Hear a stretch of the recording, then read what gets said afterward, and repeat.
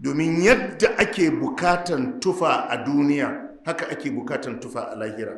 Wallahi ba wadda Allah zai sami shi rigan kyauta ranar lahira. Kowa tsirara zai tashi. Duk wadda ka ganshi da tufa wallahi shi ya tufatar da kansa. Ba wadda zai sha ruwan kyauta a lahira. Duk wadda kaga an bashi ruwa wallahi aikinsa ya tanadi ruwansa. Yadda kake bukatan gida a nan, a can kana bukatan gida, wallahi ba gidan kyauta a lahira. Duk wadda ka ganshi a gida wallahi shi ya tanadi gidansa. Duk abin da ka san ana bukata a duniya to a lahira ana bukatansa sama da yadda kake bukatarsa a duniya. Kuma wallahi kowa shi zai shirya wa kansa. Kowa wallahi shi zai shirya wa kansa.